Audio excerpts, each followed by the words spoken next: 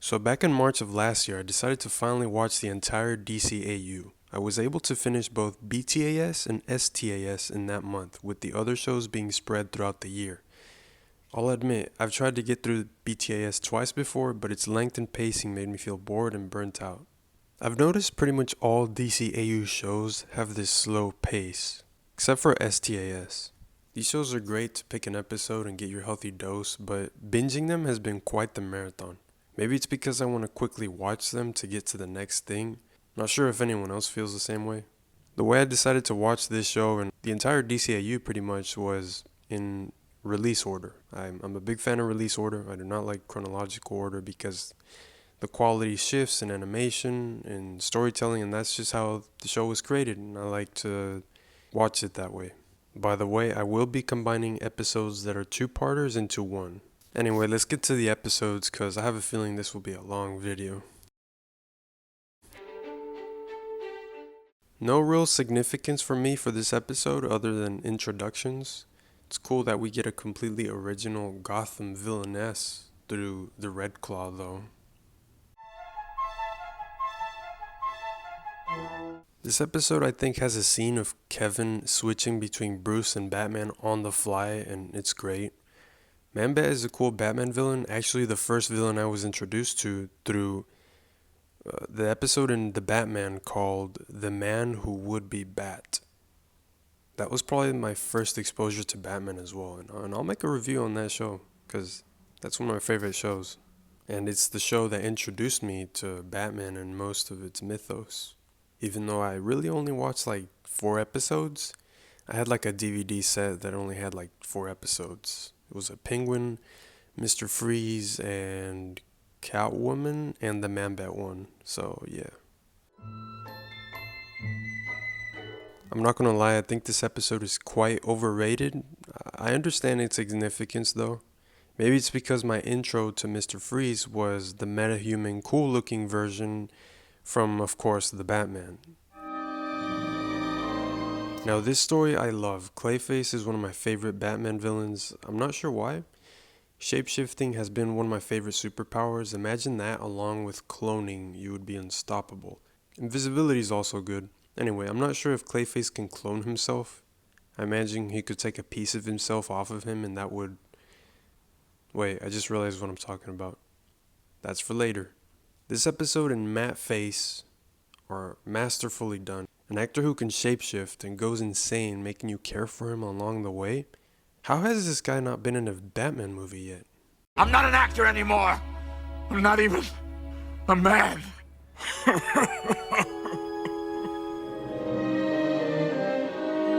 This episode is wonderful when two men, whether brothers or father and son relationships, show their love towards each other. It always makes me want to cry. Maybe it's because I never had a brother. 2 brothers, one a priest and one a criminal, but 2 sides of the same coin.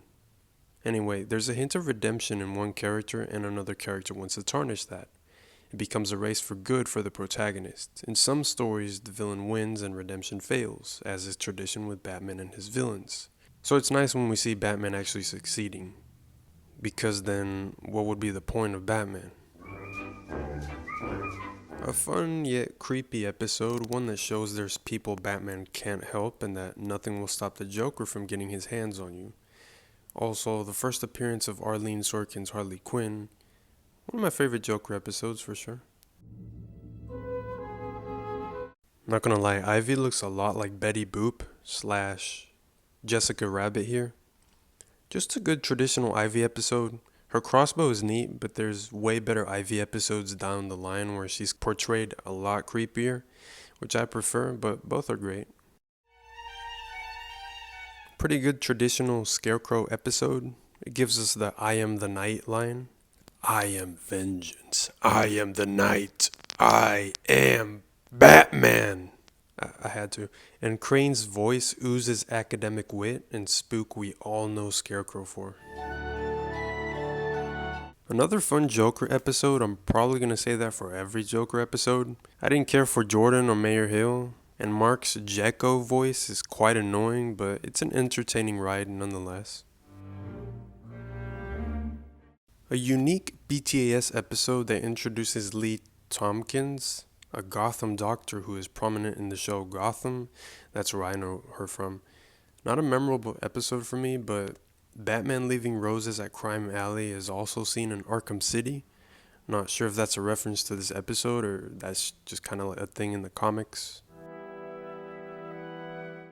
Solid cop style episode, introduces us to Montoya. Not a big fan of when a character recollects on an event, like a flashback sort of episode, but if it has Batman in it, I'm all in. Oh man, I'll never forget Mayor Hill telling Fugit to relax on his schedule only for everything to go wrong and for him to become a maniac. It would be hilarious if it wasn't also relatable. I kid you not, I don't remember a thing from this episode other than it's the one Tim Curry provided his voice as Joker for, which obviously didn't make the cut. Batman! You wouldn't let me fry, would you? Batman! I think this is the one where Alfred goes to a spa. Ivy's creepy nature starts to unfold. Also, there's an episode in Zeta Project that resembles this one. I might make a video on that one. Two-Face, one of the best BTAS two-parters and one of my favorite Batman villains ever. Masterfully done, I always found Harvey and his anger to be very relatable for me. Not the greatest episode, but we get our first look at Robin. I think Dick's character in the DCAU is as annoying as he is rude, but at least Robin wasn't ignored. This felt like a kid fantasy story. If you want a more serious Batman story, you won't find it here, but I found it very charming. Well written episode, but I can't like this version of Croc. He's such a butt. One of the worst episodes for me felt like the plot from a really old cartoon. I absolutely love this episode. The western feel, Bruce using a different identity, and the Animal Farm hopeless vibe makes for a very engaging episode.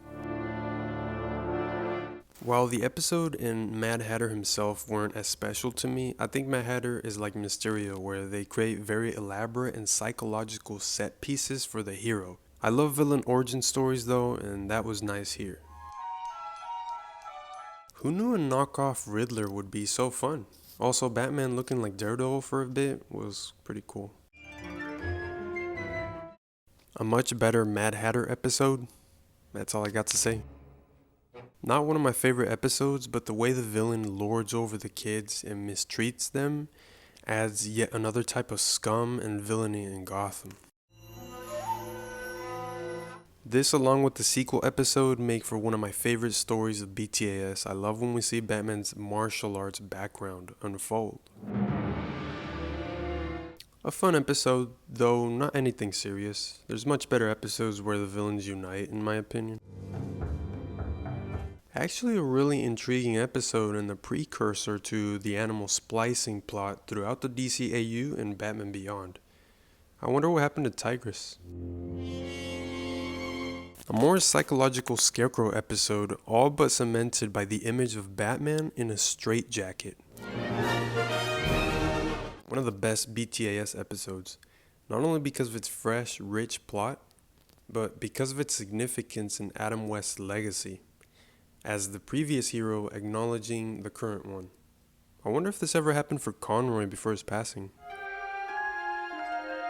I believe this is the last episode where we see Selina being a good person and going out of reform for the well-being of animals. I preferred this Selina to her static and, dare I say, creepy nature in TNBA. She felt more human here, but then again, so did Bruce, in my opinion. Typical Batman self-doubt episode, but I liked Robin and Barbara's roles. Maybe the second best villain team up with a surprise twist at the end. I don't remember much about this episode other than it's just Batman facing off against a werewolf. Definitely not as interesting as the one with Tigress and Catwoman. I remember this being a really great mystery. Two things everyone loves makes for one of the best BTAS episodes ever made. Possibly my favorite arc in Batman the Animated Series. Such forethought of a topic for an animated show. AI, robots, so prevalent or soon to be in our lives, and this is a great story about them. Think Wall-E or Blade Runner. A classic Riddler episode all to his own. Such a good plot is told here in so little time, it felt like a movie. What I said about Heart of Steel, I include this episode in that arc as the Hardak arc. A very reflective episode and reminds me of that Schwarzenegger movie named The Sixth Day. Anyone see that? Tally and Bruce make a great pair. I'd say they even have more chemistry than Batcat. Fight me. I think the relationship between them, along with Ra's, is one of my favorites among the rogues because it's personal but filled with respect as well. A fun Riddler episode involving virtual reality. Love the use of red in the game. One of the best Joker episodes, very well written. Such a classic episode / team up that would be cemented for years to come and even spawn its own animated series. I remember this episode being where Batman's mechanic gets duped by the Penguin. Not a bad episode, not the best. I'm glad Batman lore already has who creates and maintains his car through Lucius Fox / Wayne Tech. Actually, one of my favorite episodes. You sympathize with this man who's innocent, dumb, and naive, who gets roped into being Batman's killer by accident. The rest of the cast's reaction to this is fun to watch. Reminds me of Joker's role when donning the Red Hood, and also a previous episode, Joker's favor. One of my favorite episodes. Xana is one of my fave DC characters, and her relationship to Bruce is cute. I'm reminded of a recent superhero one-off couple in Daredevil and She-Hulk. It's interesting that Xana doesn't show any magical abilities here. The show must have been too grounded at this stage. I'm sorry, I know this is really good character development for Robin, but I couldn't stand him. Dick in the DCAU just doesn't get better as a character either as Nightwing, but maybe that's just me. The Penguin is kind of annoying up until this point. However, I found this episode very revelatory and you really feel bad for the guy who just wanted to be happy with the woman he loved. Actually, a stellar episode. What happens when Bruce goes blind? How does he do his work as the Batman? We see our hero fragile like never before. Yes, I mentioned in Night of the Ninja that along with this episode make for maybe my favorite arc of BTAS. We never seen a foe this skilled and of more than a match for Bruce before. Gives real Bane vibes. Even visually it ends on the side of a freaking volcano. An episode that shows that even the most common Gothamite can become a supervillain. Episodes like this in the Cape and Cowl conspiracy are quite intriguing in that they portray regular folk as more than a match for Batman. Well, regular folk that live in Gotham anyway. The famed Al Ghul storyline comes to a grand climax here. Epic in execution, it felt like a movie. The ventriloquist is such a kooky villain in concept. How can this small character command such a presence, especially a puppet? It's all in the voice and design that makes your hair stand up just enough to be charmed. He adds another psychological layer to Batman's rogue gallery and I love him. He was great in Gotham as well. I'm a big fan of classic mythology, but you would think a man claiming to be Zeus would make for a lousy foe to Batman. That is, unless you add a woman trying to bring back her husband from a crazy state into the equation. Batgirl's introduction to the show is wonderful. From her theme to her appearance, Barbara Gordon donning the cowl represents nobility and empowerment. She's more Spider-Man than Robin in that regard, and maybe that's why I like her more. That is, until Tim Drake comes along. Not much to say about this episode other than seeing Clayface again is always a win. Might be my favorite Mad Hatter episode just because of how unexpected and mysterious the story here was. The writing here is excellent. Maybe the kids might find episodes with no supervillains like It's Never Too Late boring, but for adults, there's great story here with some nice tension. Now here I'm going to take a little break and talk about the movie because it actually released at this time. A great romantic, thrilling mystery with a more personal touch. both for Batman and the Joker. While I do think it is overrated, like all great things, I'm sure I'll come around to it over time.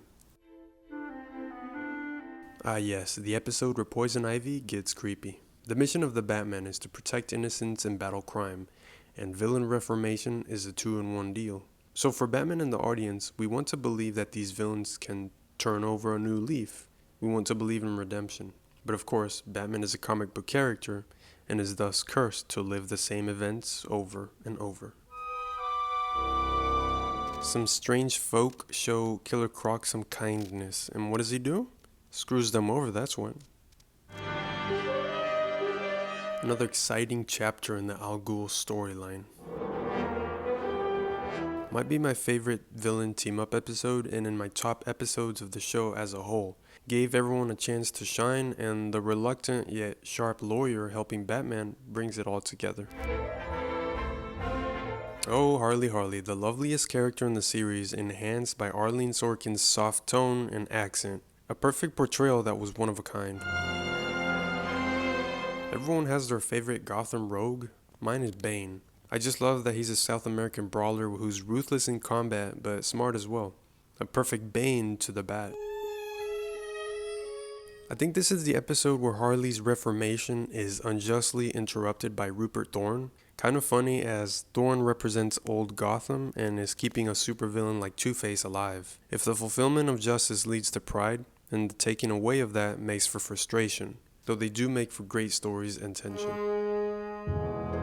Probably my favorite Riddler episode. Also, hey, this ought to be called the Reformation season.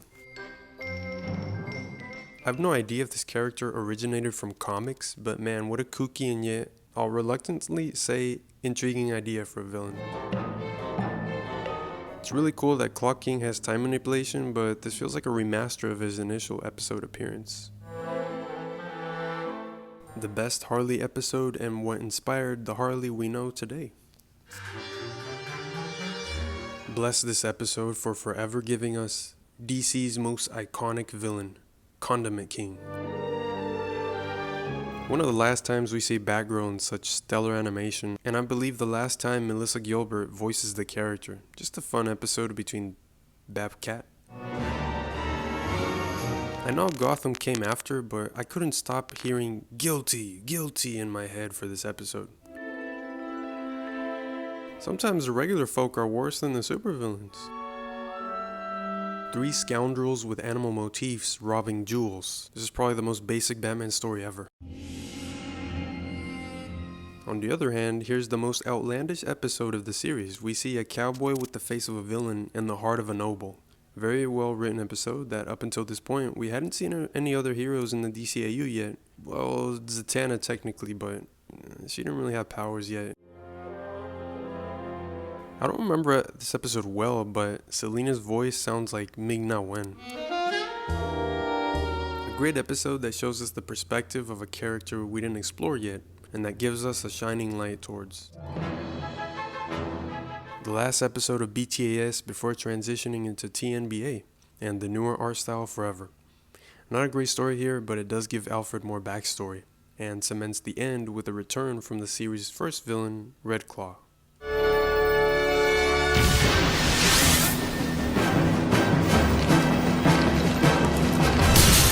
Now I'm going to talk about the movie Sub-Zero. I actually really like this one. Feels like it's buried beneath the Phantasm praise, but this is a great Barbara/Batgirl focused story. She's the star here, and I'd say it's a must watch for fans of hers.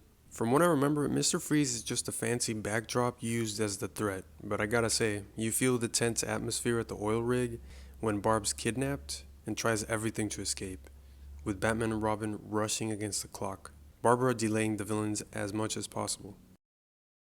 And that was Batman the Animated Series. I'll make a separate video for TNBA just because I don't want this one to feel so bloated. I'll include Mystery of the Batwoman and Gotham Girls in that one just to beef it up a bit, because I know TNBA is a lot shorter.